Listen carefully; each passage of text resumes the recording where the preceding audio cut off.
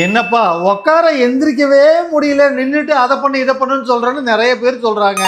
உட்காந்த இடத்துலயே, அதாவது உட்காந்து எந்திரிக்கிறத தயார் பண்ற எக்ஸசைஸ் சொல்றேன், நோட் பண்ணிட்டு டெய்லி பண்ணுங்க. அதாவதும்மா, நீங்க உட்காந்த இடத்துல போன் பார்த்துட்டே இருக்கீங்கல்ல, அப்படியே காலை நல்லா மேல தூக்கி தூக்கி விடுங்க பார்க்கலாம். நல்லா உள்ள தள்ளி உட்காந்துக்கோங்க. காலை முட்டி மடக்காம நல்லா மேல தூக்கி தூக்கி விடுங்க. அப்புறம் காலை நல்லா தூக்கி நீட்டிக்கோங்க. அப்படியே ஜஸ்ட் கொஞ்சம் காலை மேல தூக்கிட்டு கீழே விட்டுருங்க. காலை நல்லா நேரா வச்சுக்கோங்க. காலை மேல தூக்கி தூக்கி விடுங்க. இது நல்லா பண்றதுனால முன்தொட மசில் நல்லா ஸ்ட்ராங் ஆகுங்க.